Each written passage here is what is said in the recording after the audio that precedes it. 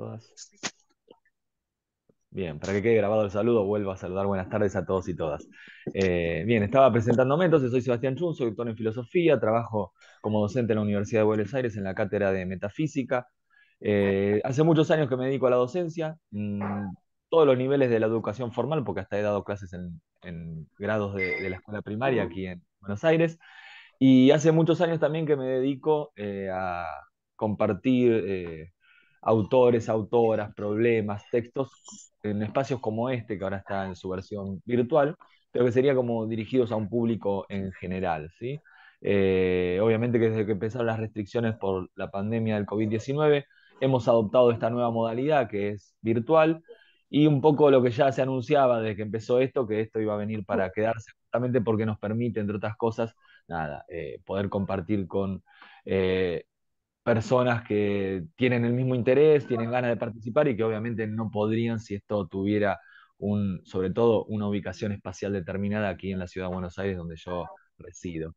Así que nada, esto que es de algún modo abierto al público en general, siempre digo lo mismo, no redunda en algo que yo diga que sea fácil y sencillo, sino creo que todo lo contrario, hacemos un trabajo muy arduo. Desde que empezaron de vuelta, desde abril del 2020, empezamos los lunes con una historia de la filosofía, hace ya mucho tiempo, empezamos con Heráclito, con Parménides. El año pasado lo dedicamos todo a Nietzsche y este año lo estamos dedicando todo a Heidegger. ¿Sí? Así que de algún modo esto es una especie de plus, de extra con relación a ese espacio. Y también es una forma de nada, de dar a conocer un poco lo que hacemos allí. Los jueves también teníamos una modalidad, este mes lo hemos suspendido, pero teníamos una modalidad de grupo de estudio también, pero ya no respetábamos un orden cronológico, hemos trabajado a Gamben, hemos trabajado también mucho de Les, de Derrida. Todos esos cursos, todos esos encuentros, todas esas propuestas están disponibles on demand. Ahí en mi página web pueden encontrar lo que quieran. Las clases están grabadas, así que se puede acceder cuando quieran si tienen interés en hacerlo. Dicho esto, vamos a arrancar con lo que nos convoca. ¿Sí? Eh, Antes de comenzar, voy a mencionar un poco también lo que vamos a compartir acá es la forma que venimos teniendo de trabajar en estos espacios que les comentaba, sobre todo ahora en el espacio de los lunes. Y lo que solemos hacer, un poco fue planificado, pero también un poco no tan planificado, es ir acompañando la lectura de los diversos textos que vamos proponiendo. Así que hoy no va a ser la excepción y vamos a hacer lo mismo. Por momentos vamos a compartir ahí algo del texto de Heidegger para poder conversar. Bien, entonces, Heidegger sí es el filósofo que nos convoca y que nos viene convocando, sí, de vuelta desde que empezó este año en el espacio de los lunes. Es un filósofo alemán, nacido en 1889, fallecido en 1976. ¿Sí? Saben que las biografías no me interesan mucho, pero en particular en el caso de Heidegger,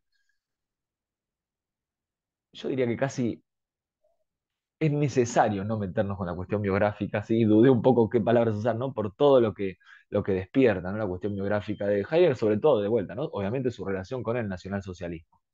No quiere decir que, sobre todo en los cursos, ¿no? Muchas veces lo hemos mencionado, sí, pero no ha sido, si quieren, un objeto de estudio y de trabajo específicamente ese vínculo, ¿sí? Que ha dado mucha tela para cortar.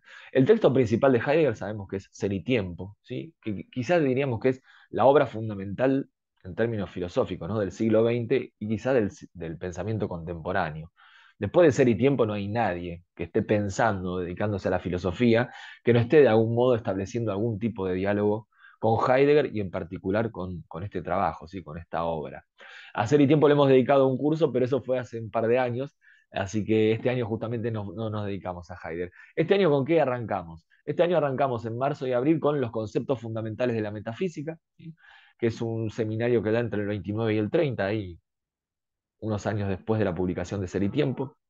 Los meses de mayo y junio trabajamos con Caminos de Bosque, ¿sí? Que compila textos y artículos de Heidegger que van del 35 al 46. En particular trabajamos con el origen de la obra de arte y con la época de la imagen del mundo. En julio fuimos al libro que hoy nos convoca, que es Conferencias y Artículos, que también es una compilación, obviamente, de conferencias y artículos, pero trabajamos en particular La pregunta por la técnica, así que es un texto de 1954. Heidegger, terminada la Segunda Guerra Mundial, ¿sí? Se le prohíbe enseñar. Entre 1945 y 1951, Heidegger, ¿sí? Ve de algún modo imposibilitada su tarea docente, ¿sí? Justamente por, de vuelta, ¿no? Su relación con el nacionalsocialismo. En 1951 vuelve, ¿sí? a dar clases en el ámbito académico con un seminario dedicado a Aristóteles. Los seminarios están editados en las obras completas de Heidegger.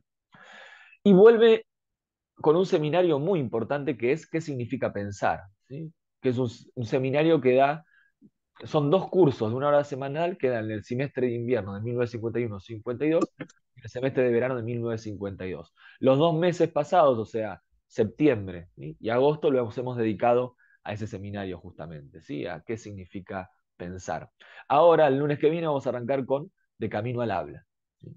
Así que esto sirve un poco también para anunciar, para dar cuenta del recorrido que venimos haciendo y anunciar también un poco lo que va a venir en el mes de octubre. Luego nos va a quedar en el mes de noviembre, probablemente iremos por la cuestión, ¿no? Sartre, Heidegger, alrededor de el existencialismo es un humanismo y la carta sobre el humanismo, y ahí cerraremos este año heideggeriano muy probablemente.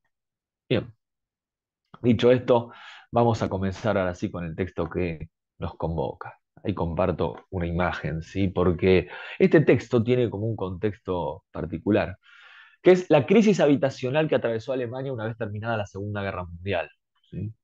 En ese contexto, Heidegger en 1951, ¿sí? Pronuncia esta conferencia, ¿sí? Que tiene como título Construir, Habitar, Pensar. ¿Sí?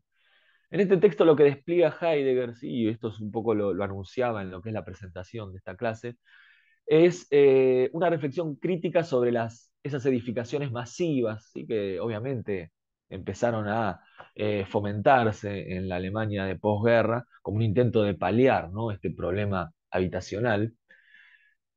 Estas edificaciones masivas en particular Heidegger las critica por su carácter homogeneizante y por su anonimato, ¿sí? Y lo que dice Heidegger es que de algún modo sirven de moradas estas propuestas arquitectónicas que se estaban desarrollando, pero no siempre posibilitan un habitar, ¿sí? Y eso es lo que tenemos que pensar y lo que vamos a pensar, ¿sí? A lo largo de este encuentro. Entonces, esperen que dejo de compartir, esto es para quienes están en el Zoom, las imágenes de la Alemania bombardeada, y voy a dejar acá en pantalla el texto, ¿sí? De conferencias y artículos para que podamos leer juntos y juntas algunos pasajes, ¿sí? Lo que propone Heidegger en este trabajo, ¿sí? Es pensar el habitar y el construir. Dice, vamos a pensar el habitar y el construir, qué son el habitar y el construir, y qué relación guardan el habitar y el construir, dice Heidegger, ¿sí? Entonces vamos a empezar a leer un pasaje que dice así, comienzo del texto. Este ensayo de pensamiento no presenta en absoluto el construir a partir de la arquitectura ni de la técnica, sino que va a buscar el construir en aquella región a la que pertenece todo aquello que es. ¿Qué significa esto? Uno diría, claro, Heidegger no se va a dedicar a problemas arquitectónicos, urbanísticos, a la hora de pensar el construir, sino que me atrevo a decir que lo que le va a interesar a Heidegger es, si quieren, una ontología de la construcción. ¿Qué significa eso? Pensar qué relación guarda la construcción con el ser, con lo que es. Y por lo tanto, si plantea esa relación, la pregunta que va a venir inmediatamente es qué relación guarda la construcción con el Dasein, es decir, con el existente humano. Entonces Heidegger dice, este trabajo lo van a guiar dos preguntas. La primera pregunta es, ¿qué es habitar? Y la segunda pregunta, ¿en qué medida pertenece el construir al habitar? Recordemos que para Heidegger la cuestión de la pregunta es fundamental y el filosofar, la filosofía tiene que ver con un preguntar. Un preguntar que, ya lo sabemos, ¿no? Quienes nos dedicamos a esto, que de ninguna manera va a pretender, ¿no? Alcanzar algún tipo de respuesta, sino que en el caso de Heidegger La pregunta tiene como virtud la capacidad de abrirnos camino, ¿sí? Por eso la metáfora del camino es algo recurrente en todo el pensamiento heideggeriano, ¿sí?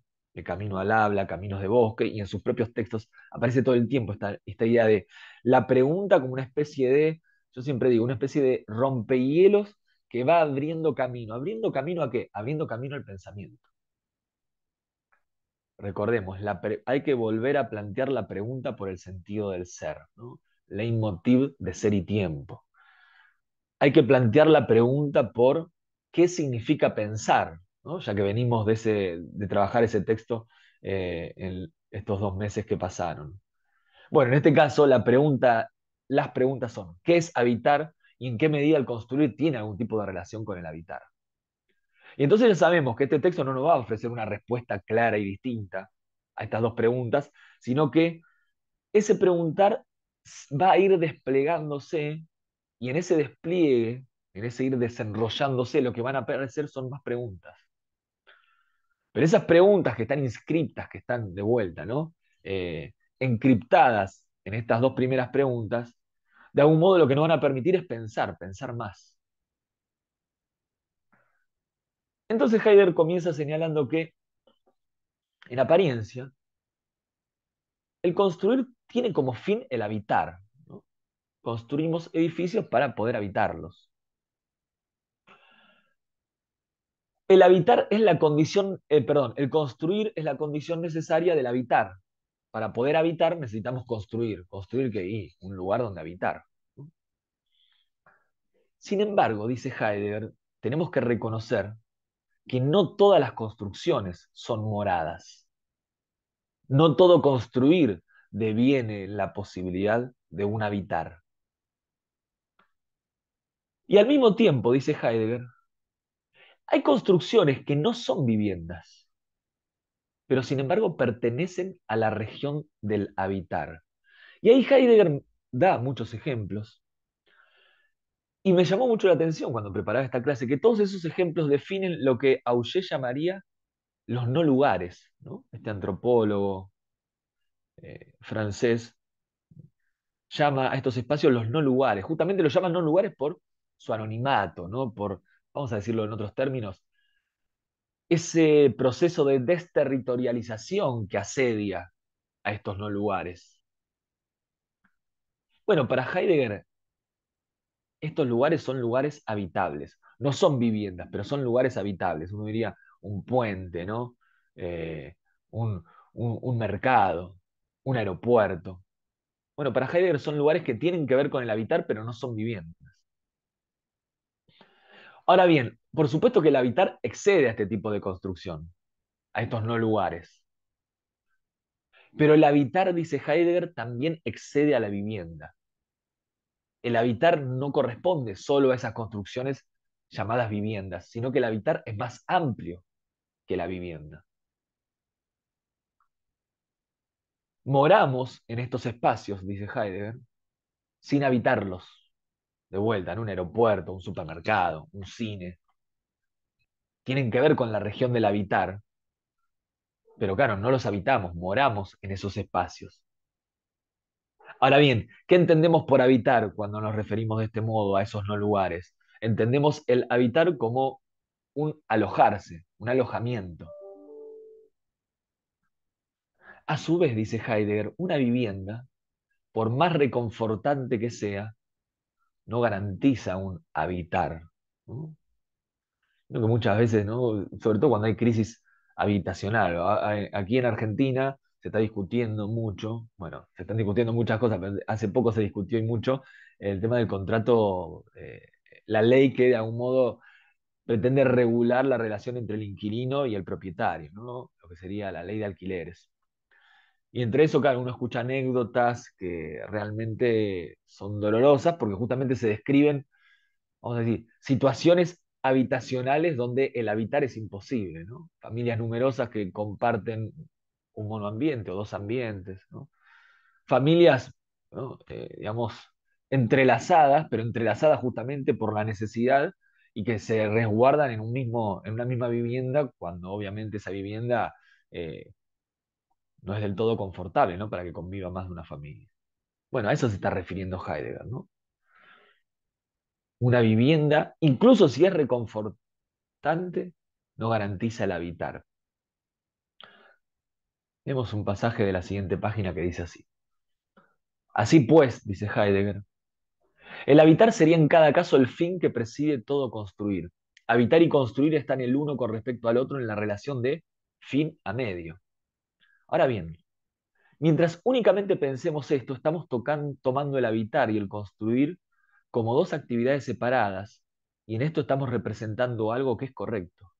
Sin embargo, al mismo tiempo, con el esquema medio-fin, estamos desfigurando las relaciones esenciales, porque construir no es solo medio y camino para el habitar. El construir es en sí mismo ya el habitar.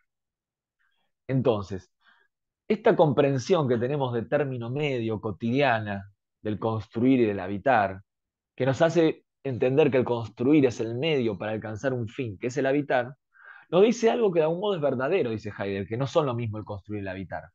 ¿Sí? Son dos actividades separadas. Ahora bien, seguir pensando al construir como un medio para el habitar, que es un fin, al mismo tiempo nos confunde, no nos permite acceder, si quieren, a la esencia del construir, ni tampoco a la esencia del habitar. ¿Y cuál es la esencia del construir? Que el construir es en sí mismo ya el habitar. Y esto es algo, ¿no? A lo que, bueno, los que venimos trabajando los lunes ya estamos acostumbrados, ¿no? Porque uno diría, bueno, pero ¿cómo puede ser que el construir y el habitar sean dos cosas separadas? Y en eso Heidegger dice, eso es correcto, pero al mismo tiempo que el construir sea en sí mismo ya el habitar. Que hay un problema. Esto no respeta el principio de no contradicción aristotélico. Por supuesto que el pensamiento de Heidegger, uno diría como todo el pensamiento post-nietzscheano, ya está, si quieren, atravesado por este otro modo del pensamiento, esta lógica, si quieren, paradojal o aporética, que en principio lo que hace es tensar, poner en crisis la lógica oposicional binaria sobre la que está construido el pensamiento metafísico occidental. Por supuesto que Heidegger en breve va a desarrollar esto. ¿Cuál es la esencia del habitar y el construir? Se pregunta Heidegger. Bueno, la esencia nos viene del lenguaje, dice Heidegger. Para encontrar la esencia del construir y del habitar hay que ir al lenguaje, porque el lenguaje es nuestro señor. El lenguaje no es una herramienta a nuestra disposición, no es algo que utilizamos como un medio para un fin, que es la expresión. El lenguaje nos habla, el lenguaje nos piensa. Somos subordinados al lenguaje. Entonces lo que tenemos que hacer, dice, es prestar oídos a lo que nos dice el lenguaje. La palabra construir en alemán, dice Heidegger, nos remite a bauen en alemán, que justamente, ¿no? Uno diría, dice Heidegger, en sus orígenes, significaba habitar. Construir es habitar. El problema es que hemos perdido este significado en la palabra construir. Esa palabra, dice, la palabra construir entendida como habitar, también nos indica no solo el significado de la palabra, sino también cómo pensar el habitar. El lenguaje nos da una señal y también nos da un hilo del cual tirar, ¿no? Para pensar qué es el construir. Pensamos, dice Heidegger, el morar como si fuera una actividad más, ¿no? Como dice, bueno, yo juego al fútbol, yo doy clases de filosofía, yo moro en mi vivienda. Bien, dice Heidegger, si atendemos de vuelta al lenguaje, entendemos que el Ich bin en alemán, el yo soy, si vamos al origen del bin, es un yo habito. ¿Qué significa esto? Que el habitar es el modo de ser en la tierra de lo humano. El Ich bin, el yo soy, es originalmente yo habito, yo moro en la tierra. Yo soy de un modo determinado en la tierra. Vamos a leer. Ser hombre significa Estar en la tierra como mortal significa habitar. El ser del hombre, dice Heidegger, consiste en construir, es decir, en habitar, porque construir es habitar. Estar en la tierra como mortal. ¿Y habitar qué implica? Dice Heidegger. Bueno, habitar implica un abrigar y un cuidar. A ver, esto no es un producir, no hay una relación de productividad, una relación utilitaria con relación a eso, que se abriga y se cuida. No, no, no. Abrigar y cuidar, dice Heidegger, es un cobijar el crecimiento, ¿no? Es como si dijéramos, ese abrigo y ese cuidado implica una relación con la tierra que no es una relación, diríamos, extractivista, violenta, sino que es una relación de, vamos a decir, de acompañar ese crecimiento que se da en la tierra. Acá hago un paréntesis, ¿no? Para pensar una relación con Odricus. Hemos dado, hay una clase subida gratuita de Odricú en YouTube, mírenla. El cultivo de los gestos, el librito que compila varios artículos de Odricú, para entender un poco, eh, creo yo, lo que podría estar pensando Heidegger aquí. Construir como, cuando pensamos el construir como un producir, lo que estamos pensando, dice Heidegger, es en un construir entendido como un erigir obras, construir un edificio. Entonces, dice Heidegger, tenemos que distinguir el construir como cuidar del construir como levantar edificios. No son lo mismo. Son dos modos del construir distintos. El construir como habitar, que implica, ¿no? De vuelta, estas dos derivas del construir, esto es lo habitual, dice. Esto es lo cotidiano. Y como esto es lo habitual y lo cotidiano, se esconde, dice Heidegger, no lo vemos, no lo notamos. ¿Y detrás de qué se esconde? Y se esconde detrás de las varias maneras en que se realiza este construir como habitar, es decir, en las varias maneras de darse del cuidar y del edificar. El cuidar de vuelta, entendido como el acompañar el crecimiento y el edificar como el erigir obras.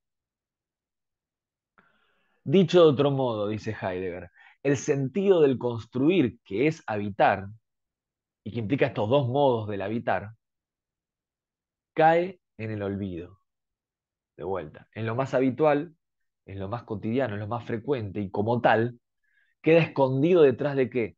De los modos en que se da. Entonces no reconocemos el sentido del construir entendido como habitar. Y eso implica que cae en el olvido. Vínculo con ser y tiempo explícito, ¿no? Hemos olvidado la pregunta por el sentido del ser. ¿Y por qué cayó en el olvido la pregunta? Porque hemos, vamos a decirlo así, ¿no? Confundido el ser con un ente. O sea, la célebre diferencia ontológica. Una cosa es el árbol y otra cosa es el ser del árbol. No son lo mismo, dice Heidegger, ¿no? Lo que pasa es que hemos caído en el olvido de la diferencia ontológica. ¿Por qué? Porque hemos confundido siempre al ser con un ente, y ese ente lo hemos ubicado en el lugar de primero, el ente primero. Idea del bien, primer motor inmóvil aristotélico, cogito cartesiano. Entonces la propuesta o la apuesta de Heidegger en Ser y Tiempo, y yo diría en toda su filosofía, por supuesto, es volver a plantear la pregunta por el sentido del ser. ¿Y por qué quiere volver a plantear esa pregunta? Porque si planteamos la pregunta, abrimos camino al pensamiento para que acceda al ser.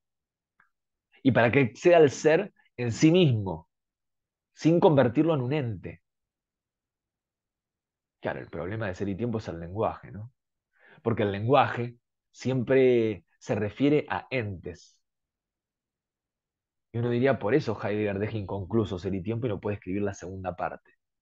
Porque el límite es el lenguaje, porque si el lenguaje intenta acceder al ser, inmediatamente lo convierte en un ente. Entonces, ¿cómo referirse al ser con el lenguaje? Cuando es el lenguaje el único que nos puede permitir ese acceso, cuando en ese mismo acceso lo que hace es violentar al ser y convertirlo en un ente. Por eso toda la estrategia de Heidegger de el ser tachado o el Sein, el arcaísmo, ¿no? Y por supuesto toda la búsqueda del segundo Heidegger, de lo que se llama el Heidegger 2, tiene que ver con este límite, ¿no? Toda la apuesta por El lenguaje poético, a ver, pero el lenguaje poético entendido como otro modo del pensar, otro modo del decir, donde se abra la posibilidad de acceder a eso por lo que estamos preguntando sin violentarlo, sin determinarlo, sin convertirlo en un ente. Entonces, todo lo que venimos trabajando en esta segunda parte, que es, si quieren, este segundo Heidegger, tiene que ver con eso, ¿no? Con la apuesta por otro modo de pensamiento y la apuesta por otro modo del lenguaje, que permita acceder a la cosa tal como se muestra, pero por sí misma, sin violentarla, sin determinarla.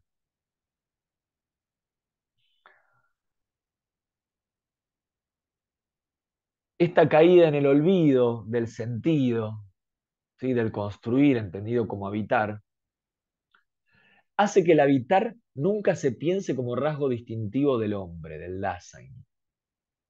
No entendemos que esto es algo fundamental en el hombre, el habitar. Esto es un gesto frecuente, dice Heidegger, ¿eh? El de olvidar lo que dicen las palabras para confundir lo que dicen las palabras con lo que ellas mientan en primer plano. Link con qué significa pensar. Un poco la apuesta, ¿no? De esos dos cursos, pero digamos del libro, tiene que ver con eso, ¿no?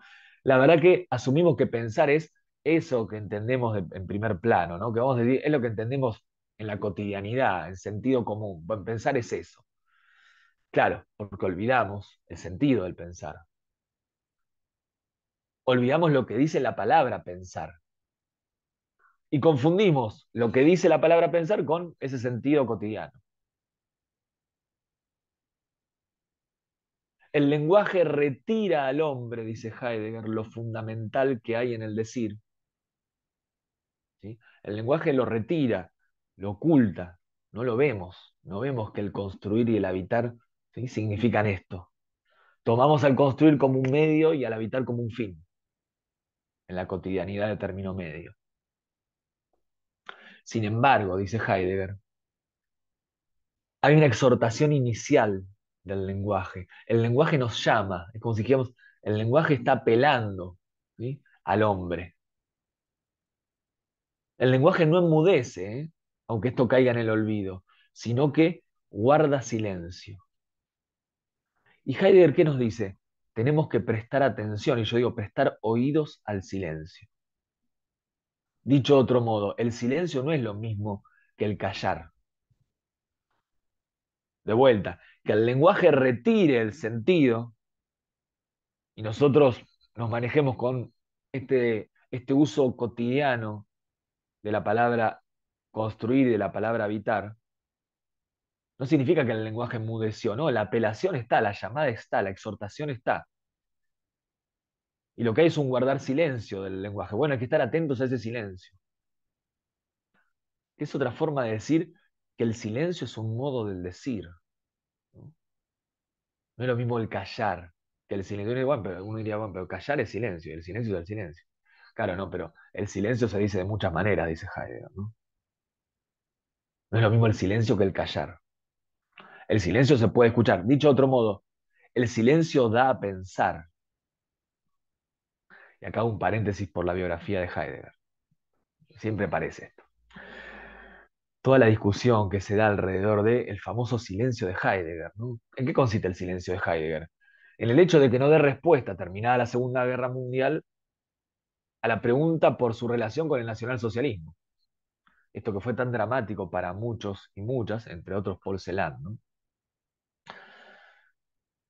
Un gran periodo en el cual se lo criticó y mucho a Heidegger, y ahora hace poco se lo volvió a criticar, ¿no? Por la publicación de sus cuadernos negros. Y en ese momento, un libro de Farías muy célebre, ¿no? Que de algún modo lo que creo yo intentaba buscar era cómo en la ontología heideggeriana ya había allí una presencia del nacionalsocialismo.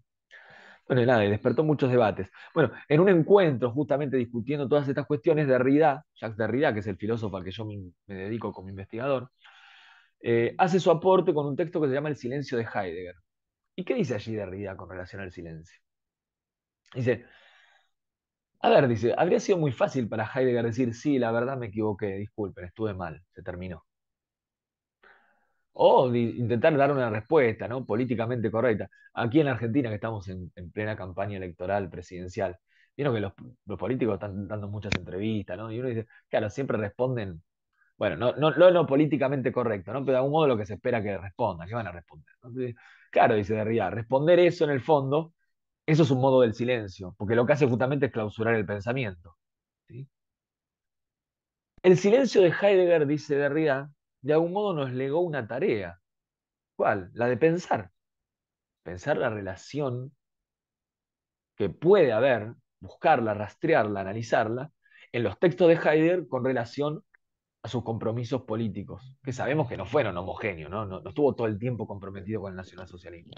Asume en el 33 al rectorado, pero al año siguiente ya renuncia, ¿no? Entonces tampoco es tan clara su relación con el nacionalsocialismo, al menos durante todo el periodo, ¿no? Pero en principio dice Derrida, el silencio de Heidegger, ¿qué nos permite? Pensar de vuelta. El silencio es algo en ese sentido, uno diría, afirmativo. ¿En qué sentido? En el sentido que nos deja pensar. El silencio nos dice algo. Y a veces decir algo es el verdadero silencio, porque justamente lo que hace es clausurar la reflexión. Bueno, eso lo está diciendo aquí Heidegger, ¿no? El callar no es lo mismo que el silencio. Entonces dice, hay que saber escuchar el silencio del lenguaje. ¿Por qué? Porque nos da a pensar. Eso que el lenguaje nos retira, que es, si quieren, el significado de las palabras construir y habitar, que nosotros le hemos obturado con este uso cotidiano, bueno, eso nos da a pensar, ¿eh? Hay que prestar oídos, hay que estar atentos y atentas a ese silencio. Eh, Si pueden cerrar los micrófonos, yo igual, a ver, ahí está. Bueno, no es para garantizar el sonido, pero si quieren intervenir, pueden hacerlo en cualquier momento, si no, obviamente que al final siempre dejo unos minutos para poder conversar. Bien, entonces dice Heidegger, escuchando lo que el lenguaje dice en la palabra construir, llegamos a lo siguiente. Vamos a leer acá de la página 131, que es una especie de, si quieren, resumen de lo que viene charlando. Construir es propiamente habitar. Dos, el habitar es la manera como los mortales son en la tierra. Tres, el construir como habitar se despliega en el construir que cuida, es decir, que cuida el crecimiento, y en el construir que levanta edificios. Esos son los dos modos, ¿no?, del construir como habitar. Entonces, dice Heidegger, de vuelta, ¿no? Estamos en medio de ese problema, de esa crisis habitacional, en una Alemania bombardeada, destruida, donde la gente necesita dónde vivir. Bueno, preguntar sobre el construir edificios, dice Heidegger, requiere antes pensar que construir es un habitar. Entonces dice, lo que nos tenemos que preguntar ahora, porque ya no preguntamos qué es construir, es qué es habitar. Habitar es cuidar, dice Heidegger. ¿Y qué significa cuidar? Permanecer en lo libre donde se cuida a toda cosa, llevándola a su esencia. ¿Qué significa eso? Hay algo que es la apertura, eso es lo libre. Allí permanecemos. Y cuidar significa, en esa apertura, permitir que las cosas lleguen a su esencia. Y uno diría, ¿qué significa permitir que las cosas lleguen a su esencia? Y permitir que las cosas se muestren tal como son en sí mismas. ¿Y qué significa permitir que las cosas se muestren tal como son en sí mismas? No violentarlas, no determinarlas, no condicionarlas. Vamos a entenderlo, ¿no? Con un ejemplo, el pensamiento de Heidegger. ¿Por qué Heidegger habla de Dasein y no habla de ser humano? Claro, porque lo que quiere es que ese ente privilegiado, que tiene como posibilidad la pregunta por el sentido del ser, que se puede plantear la pregunta por el sentido del ser, ese ente privilegiado que accede al ser, se muestre tal como es en sí mismo. Y si yo lo defino como un ser humano, si yo lo defino como un animal racional, si yo lo defino como un animal político, ya lo estoy violentando, lo estoy condicionando. No estoy permitiendo que se muestre tal como es en sí mismo en su esencia. Por eso la estrategia de Ser y Tiempo de la primera mitad, ¿cuál es? Bueno, vamos a tomarlo como es en su cotidianidad de término medio, si quieren promedio, mediocre, sin carga negativa, ¿no? En su mediocridad, para ver si allí encontramos algunas estructuras que sean esenciales, que son los existenciarios. De vuelta, pero eso obedece, si quieren, a una cuestión metodológica. Quiero que la cosa se muestre tal como es en sí misma, sin determinarla, sin condicionarla, en este mismo preguntar. Cuando se pregunta por el ser, lo que quiere es, de vuelta, acceder al ser, pero sin condicionarlo, sin determinarlo, es decir, sin convertirlo en un ente. No quiere interpretar al ser como la idea del bien, el primer motor inmóvil, el cogito. Lo que venimos trabajando, cuando se pregunta qué significa pensar, no quiere condicionar al pensar. Bueno, el pensar no es razonar, el razonamiento lógico, porque eso ya es determinarlo. Yo quiero que el pensar se muestre tal como es en sí mismo.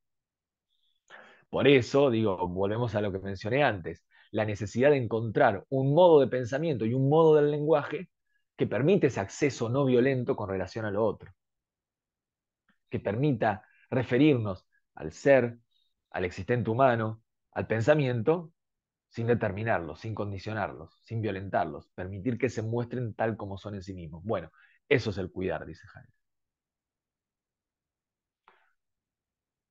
Habitar significa residir. Habitar es el residir de los mortales en la tierra bajo el cielo, ante los divinos, perteneciendo a la comunidad de los hombres. Estos cuatro, dice Heidegger, tierra, cielo, mortales y divinos, son una unidad.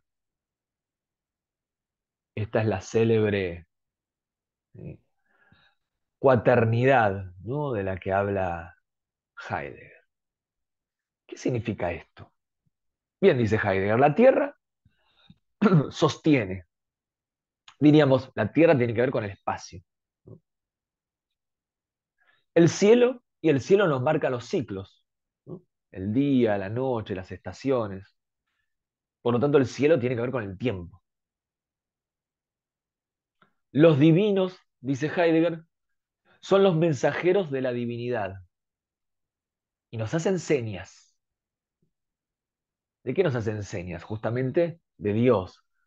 Un Dios que se hace presente en esas señas, pero al mismo tiempo se retira. Y los mortales que somos, implica que el Dasein es para la muerte. Y el ser para la muerte heideggeriano no es lo mismo que el perecer. El Dasein es el único ente que puede morir y que por lo tanto puede relacionarse de manera auténtica con su muerte, que es lo más propio, y desde ese lugar, al precursar la muerte y asumirla como propia, reconfigurar la relación con sus posibilidades. Eso sería la segunda parte de Ser y Tiempo, ¿no?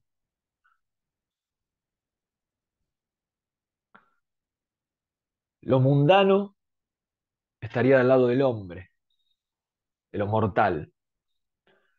La producción estaría del lado de la tierra, que también es un espacio matematizable, ¿no? Geométrico, digamos. El cielo tiene que ver con aquello que se contempla. Y si el cielo implica temporalidad, tiene que ver con lo interior, ¿no? Pensemos en Kant. El espacio como forma pura de la sensibilidad con relación al exterior y el tiempo con relación al interior, ¿no? ¿Y qué son los divinos? Bueno, los divinos son obviamente lo que excede en lo humano, lo que excede en lo humano, lo que excede lo mortal, y obviamente lo que excede el principio de lo útil. Dicho de otro modo, los divinos son lo que nos expresan que no todo puede ser reducido a la lógica medio fin, a la instrumentalización, o a a la lógica instrumental, ¿no? A la racionalidad instrumental. Pienso mucho acá en Jean-Luc Nancy, su deconstrucción del cristianismo, o ese texto hermoso que siempre recomiendo, En el cielo y sobre la tierra, Dios explicado a los niños, cuando dice, ¿qué es Dios? Bueno, Dios justamente es la certeza de que no todo puede ser calculado. de que hay lugar para lo otro, el acontecimiento, el se da, lo que rompe la planificación, el cálculo, la previsión, el dominio de un sujeto digo en términos modernos, que representa. ¿Por qué los divinos? Yo pienso que también aparece la cuestión de los divinos porque del lado del principio de lo útil lo que hay, tomando de prestada la fórmula de Weber, es un desencantamiento del mundo, ¿no? Lo que hay es capitalismo, y si hay capitalismo, lo que hay es ética protestante. ¿Y qué hay si hay ética protestante? Desencantamiento del mundo, retirada de lo divino. Heidegger quiere pensar un más allá del principio de lo útil. Por eso el lugar de lo divino en esta cuaternidad. Los mortales habitan en el modo del cuidar la unidad de estos cuatro, que es la cuaternidad, y cuidarla en su esencia, dice Heidegger. Salvan la tierra los mortales. ¿Y qué significa salvar la tierra? No explotarla, no dominarla, no subyugarla, no reducir toda relación con la naturaleza a una lógica extractivista, eso que trabaja en la época de la imagen del mundo, ¿no? Esa relación con el mundo, entendiéndolo como una gran fuente de recursos disponibles para la extracción, el uso y el desecho. Hay que permitirle a la tierra, dice Heidegger, entrar a su propia esencia, de vuelta, no violentarla. Permitir que la naturaleza, que la tierra se muestre tal como es en sí misma. Eso es salvar la tierra. Cuando hablamos de cuidar la cuaternidad, también decimos que se recibe al cielo como cielo. ¿Qué significa eso? No forzamos el ciclo, no forzamos el tiempo. No corremos como locos todo el día, ¿no? Tratando de reducir el tiempo a mera productividad. Digamos, no pensamos el tiempo como si fuera algo que se pueda reducir al principio de lo útil. Bueno, me interesa el tema de los ciclos porque nada, quiero cosechar soja, ¿no? Entonces es importante, ¿no? Saber los ciclos. ¿Qué pasa con cuánta luz hay en esta época del año? ¿Qué temperaturas? ¿Qué humedad? Bueno, voy a dormir X cantidad de horas para ser más productivo, entonces de día, no, aprovecho y le saco el jugo a las horas del día al extremo. Dice, no, no, se recibe al cielo como cielo. Con relación a los divinos, este cuidar la coternidad, ¿qué implica? Se espera a los divinos, dice Heidegger. ¿Qué significa eso? Hay algo del orden del mesianismo acá. Se espera su llegada y se atiende a los signos de su ausencia. Los divinos están ausentes, pero dejan signos, hay señales, ¿no? De la divinidad. Bueno, atendemos a eso, esperando la llegada de eso. De vuelta, ¿no? La interpretación que yo propuse, de manera obvia, muy sintética, es entender que no todo puede ser reducido al principio de lo útil, ¿no? Como digamos, hay una presencia de la divinidad en el mundo, incluso en la retirada de la divinidad. Y hay que estar atento a esas señales. ¿Para qué? Para no subyugarlo a todo bajo la lógica de la productividad. Cuidar la cuaternidad significa, dice Heidegger, conducir a los mortales a la esencia de su muerte. ¿Para qué? Para que sea una buena muerte, dice Heidegger. Y si dice buena muerte, uno inmediatamente remitimos a Platón, ¿no? Y el hacer filosofía entendido como un aprender a morir. Porque aprender a morir,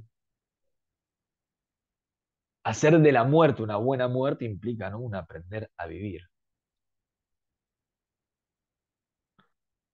El habitar como cuidar guarda la cuaternidad en las cosas, dice Heidegger.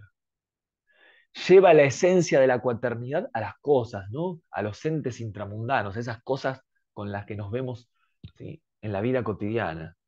¿Y cómo hacemos eso? Construyendo, dice Heidegger. Al construir lo que hacemos es, ¿no? Proyectamos esa cuaternidad sobre los entes.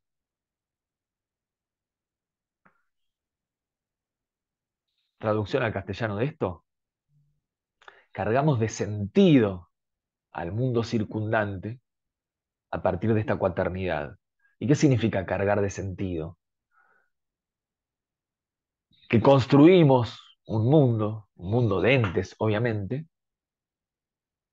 pero a partir de este cuidado con relación a la tierra, al cielo, a los divinos y a los mortales.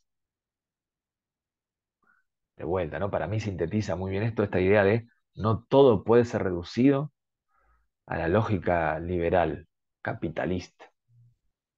No todo puede ser intercambio en el mercado. Eso nos está diciendo Heidegger.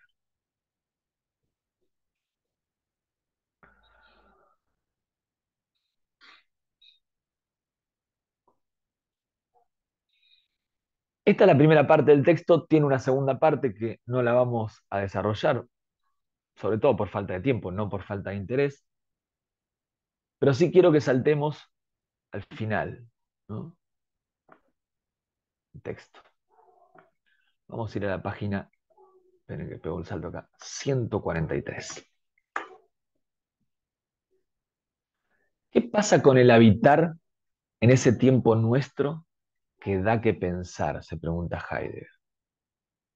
La auténtica penuria de vivienda es más antigua aún que las guerras mundiales y las destrucciones, más antigua aún que el ascenso demográfico sobre la tierra y que la situación de los obreros de la industria.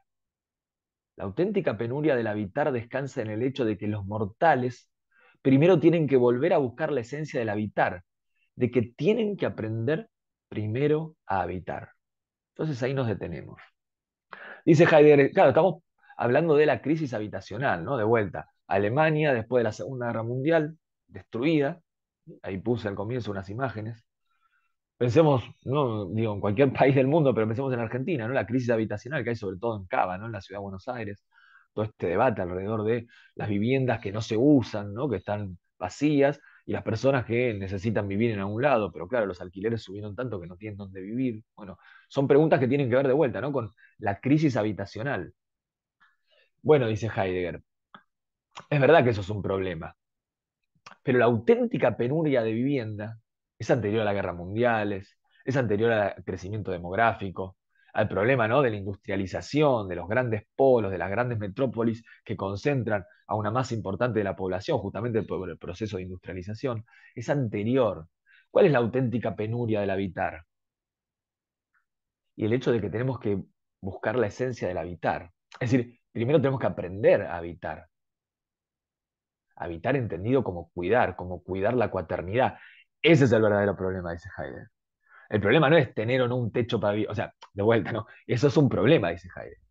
Pero incluso teniendo un techo donde vivir, eso no garantiza que lo estés habitando, porque para habitar, ¿sí? Hay que cuidar la cuaternidad. Y yo sinteticé eso bajo la idea de hay que relacionarse con lo otro sin ser un sujeto soberano que domina, que subyuga, que gobierna y que somete a eso otro.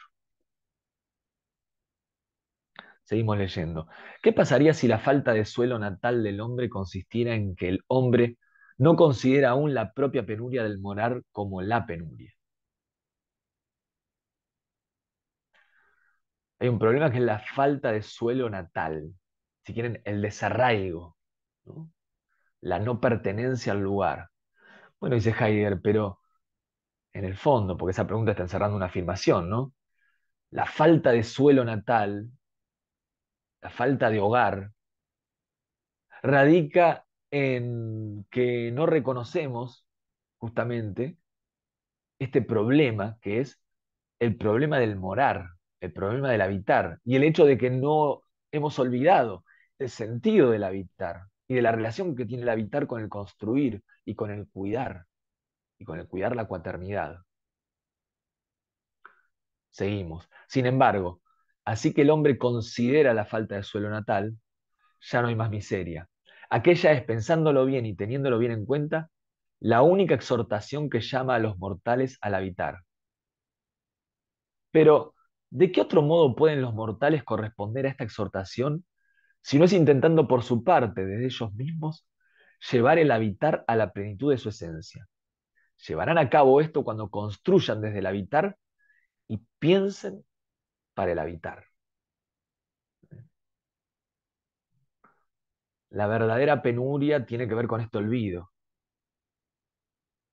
Entonces, hay una llamada del lenguaje, una exhortación del lenguaje, que en su silencio nos está convocando a que, de vuelta, recordemos el verdadero sentido del habitar y del construir, que no es solo construir, ¿no? Rectángulos de cemento para poder vivir en ellos, entendiendo el vivir como el habitar, como un alojarse.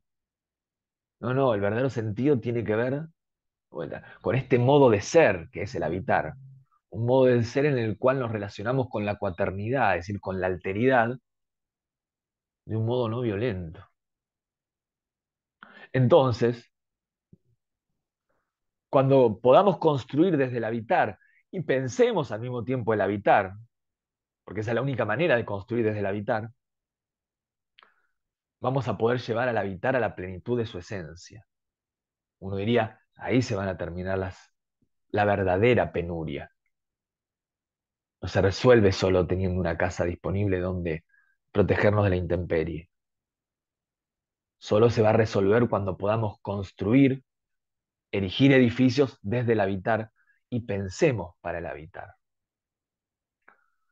Entonces voy a compartir ahora una imagen. Después cuando lean el texto, si es que todavía no lo hicieron, lo van a poder quizás apreciar. Toda la parte que Heidegger dedica a una cabaña en la Selva Negra, que obviamente es su cabaña, ¿no? Su célebre cabaña de la Selva Negra, que es esta, ¿no? Ahí está la imagen, ¿no? Como Heidegger reconoce que en esa cabaña, digamos, quien construyó esa cabaña lo hizo desde el habitar, desde el pensar el habitar, ¿no? Todas esas páginas son muy bellas, toda la descripción que hace, ¿no? Como en la cabaña hay un lugar para los dioses. Uno diría, es una cabaña que está, no sé, lo digo en palabras que no están en Heidegger, ¿no? Pero uno diría que está en una relación de armonía con la cuaternidad. Por eso Heidegger se ocupa de describirla.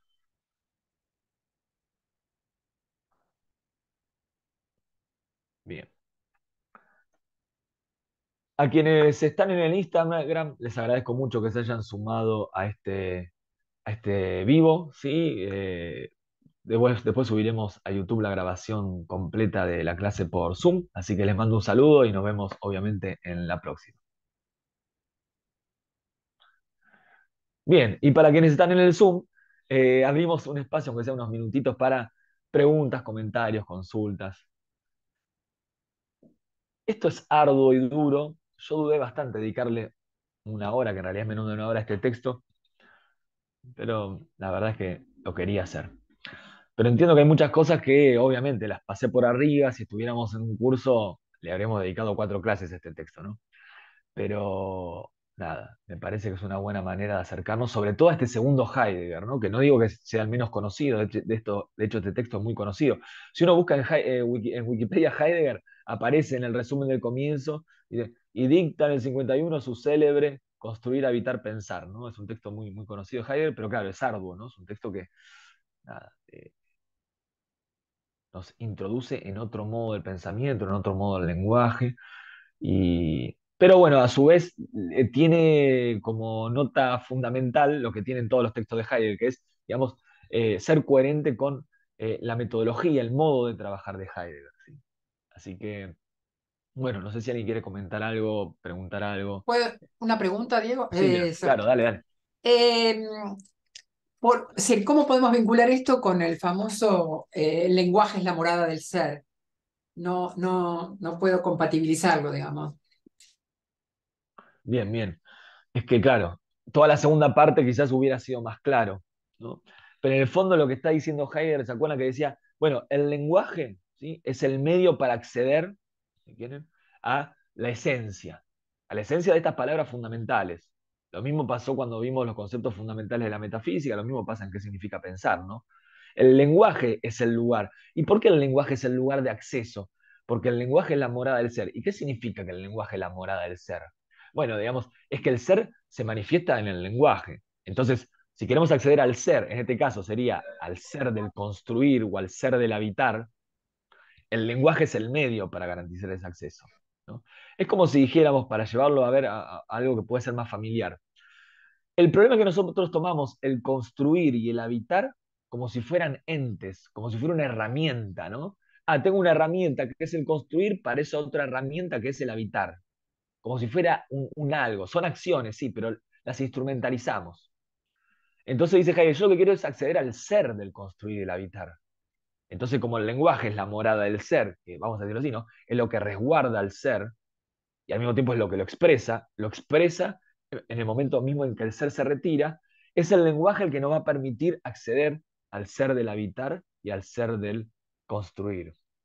De vuelta, eso tiene un vínculo muy fuerte, muy, digo, me parece a mí muy estrecho con esto de la pregunta, ¿no? Porque fíjense que en Heidegger siempre la metáfora es la metáfora del camino. Bueno, nos estamos preguntando por algo, bueno, es un camino que tenemos que seguir hacia aquello por lo que nos estamos preguntando. ¿Qué es lo que guía eso? La pregunta.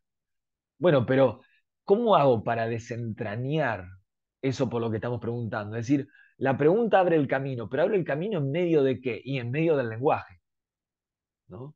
Eso que en Senderos de Bosque él dice, ¿no? ¿Se acuerdan la presentación de Senderos, Caminos de Bosque o Sendas Perdidas? Cuando dice, bueno, acá las preguntas de este libro, dice, nos conducen por caminos hasta llegar a lo no hollado, y lo no hollado era donde nadie ha pisado previamente, ¿no? Y uno dice, bueno, pero ¿de qué está hecho ese terreno que no ha sido transitado por nadie y que la pregunta se va a tomar el trabajo de justamente desmalezar para que podamos circular? Y está hecho de lenguaje. Eso es lo que la pregunta rompe. El hielo que rompe, el rompehielos de la pregunta, es el lenguaje.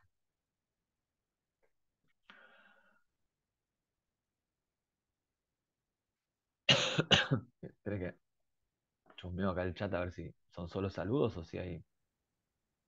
No está. Sebastián, Sí, vea, vamos. por ahí digo una tontería, es muy probable. De ninguna manera. Pero yo hace muchísimos, pero muchísimos años, en el lugar donde habito, supongo que habito, siempre sentía que si entraba un extraño a través de ese lugar que habito, tenía que darse cuenta que la persona que lo habitaba era yo. Entonces, bueno, nada, vos estabas diciendo estas cosas y me vino a la memoria ese viejo pensamiento que tenía de antaño. Siempre relacioné así este lugar, ¿sí? Con que, bueno, está identificado conmigo, ¿no? Por eso. Pero no sé Claro, si... pero uno diría, pero Heidegger, si querés, lo que está planteando justamente va en contra, ¿no? De la lógica, si querés, de la apropiación del lugar, ¿no? Como si el lugar fuera lo propio en el sentido de vuelta, mi propiedad privada, ¿no? Entonces, tiene marcas de mi persona ese lugar, en ese sentido, ¿no? Que alguien entre y reconozca que esto es de Bea o que es de Sebastián.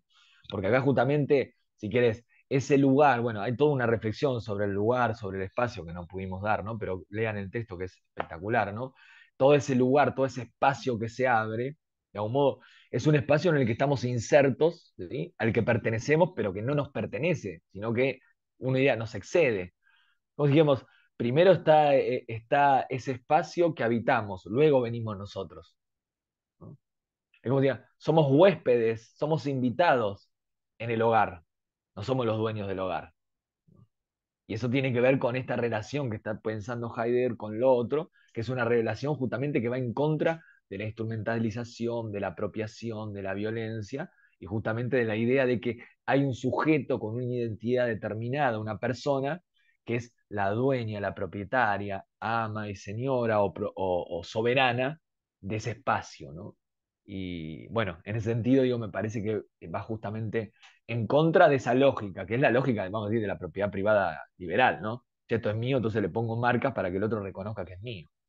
Eh, bien. A su vez, digo, está en contra también de esa idea de las construcciones, ¿no? Grises, monolíticas, anónimas, homogéneas, pero porque ahí no hay habitar posible, está diciendo Heidegger, ¿no? Porque eso no tiene nada que ver con el cuidar la cuaternidad, ¿no? Es en medio del coso, mando un edificio, un monobloc, ¿no? Los monoblocks. O sea, Heidegger está tratando de pensar, che, acá no es posible el habitar. Sí, es una vivienda, sí, te va a proteger de la intemperie, pero esto no, acá no hay habitar posible. Esto no es una morada. Me parece que, digo, hay que pensar la crítica, si quieren, a esos dos modos de concebir la relación de vuelta con los lugares que habitamos. Muy bien, que están Bueno, acá. ok, ok, pero, o sea, trato de entender, pero bueno, voy a tratar de leer el texto y vos hablabas de lo que consideraba él su casa, su cabaña, pero bueno, ahí no había una cuestión también de propiedad. Ah, no, no, claro, porque él no dice mi cabaña, dice, pensemos en una cabaña en la Selva Negra, dice. Claro, es Todd Nauber, es su cabaña, pero él dice, pensemos una cabaña en la Selva, no dice, es la mía, es de Heidegger. Yo puse la fotito, pero digo, si dice eso, bueno, obvio, está pensando en su cabaña, ¿no? Pero justamente lo que da cuenta es, esta cabaña fue construida por un otro, y ese otro sí pensó en el habitar. Yo no, Heidegger no. Ese otro pensó en el habitar, el que la construyó. No lo dice en esa palabra, pero lo está diciendo. Está pensando en su cabaña, pero lo que está diciendo es, el que pensó el habitar fue el que la construyó. No yo, Heidegger, ¿no? De hecho, yo ya, me parece que lo que está diciendo es, yo ya no la habito, ¿no? Porque todo eso que él describe, uno diría, eso no está en Heidegger. Bien. Marce, sí, También uno justo, podría, vamos. ta- ah, Sí, sí, también te escucho, uno te escucho. podría pensar en cómo se habita, si uno habita su habitar, su hábitat, intentando cuidar la cuaternidad. Es decir, hago de mi morada un lugar donde por mi forma de vivir, por mi forma de habitarla, estoy intentando el camino de cuidar la cuaternidad, como como una apertura que me provoca esto que reflexiona Heidegger, ¿no? Y Bien, bien. cómo construyo desde mi habitar para estar cuidando el cielo, la tierra, lo divino, y ahí puedo construir un hábitat, no sé, pienso por lo que dice Bea, che, en esta mi casa estoy, que los que vengan sientan que algo que estoy haciendo para cuidar la cuaternidad. Y desde ahí eso de sentir que la gente cuando entre siente que esta es mi casa. Por ahí habría que cambiar, sienta que esta es mi casa por sienta que es un hábitat donde estamos cuidando la cuaternidad. Nada, una Bien, bien, bien. reflexión que... Pensaba, con lo que decías de tomarse, pensaba en algo que hay mucho, mucho trabajo de Derrida, ¿no? Derrida, obviamente, que es heideggeriano, a pesar de, obviamente, sus críticas, ¿sí? Feroces y muy agudas a Heidegger, obviamente está atravesado por la filosofía de Heidegger, ¿no? Y tiene muchos textos donde reflexiona sobre la arquitectura. Son muy interesantes, tiene diálogos con arquitectos, ¿sí? Y de hecho está el Parque de la Villette allí en París, que lo realiza un arquitecto que de algún modo, ese parque es resultado de algún modo del diálogo con la deconstrucción derridiana. Y yo creo que Mm, una manera de entender esto que estaba diciendo Marx y que está planteando Heidegger, si bien en la reescritura derridiana, es algo así como cómo pensar una arquitectura no antropocéntrica, ¿no? ah, Uno dirá, pero ¿cómo? Claro, ese es el problema, ¿no? Porque la arquitectura es antropocéntrica, ¿no? Piensen en las puertas, las ventanas, ¿sí? Las escaleras. Justo ahora nosotros adoptamos una perra galga rescatada, ¿no? En nuestra casa. Una perra galga, tiene sus buenas dimensiones, ¿no? Y digo, claro, y vos ves las dificultades que tiene para subir las escaleras, etcétera, ya se está acostumbrando, pero sí, claro, es que esta casa no estaba hecha para una perra galga, ¿no? Para que ande circulando por las escaleras, etcétera. Entonces digo, eso es lo que hay que pensar, ¿no? ¿Cómo pensar una arquitectura o incluso una urbanística, ¿no? No antropocéntrica? Y ahí me parece que hay algo interesante, ¿no? Derrida en todos esos textos dice, hay algo muy interesante de la arquitectura, que es que piensa con piedras, dice. Entonces prescinde del lenguaje y del concepto. Entonces dice Derrida, acá hay una potencia, porque la arquitectura puede ser en sí misma, digamos, deconstructiva, porque ya está pensando con algo que no son conceptos, sino no es lenguaje. Bueno, hay muchos textos escritos sobre eso, así que si les interesa, o me mandan un mail o entran a Derrida en castellano y rastrean que hay un montón de material. Bien, nada, hemos terminado este encuentro. Sé que debe haber un montón de preguntas, comentarios. Me pueden mandar mail a sebaschun@gmail.com. Me mandan preguntas y yo con placer las responderé a la Muchas brevedad. gracias. No, Muchas gracias a gracias. ustedes. Y bueno, nos vemos Gracias, en ¿eh? próximos eventos. El lunes arrancamos Gracias. con De Camino al Habla y si no, el mes que viene seguramente tendremos una nueva clase libre y gratuita. Les mando un saludo, gracias por sumarse. Chao, Chao a Gracias, Marce, nos gracias. todos. vemos. Chao, Chao, Chau, chao, chao. chau. Chao, Bea, Bea. nos Chau. vemos. Chao, Chau, Juan. Marce. Adiós, adiós. Chao, chao. Chau, chau.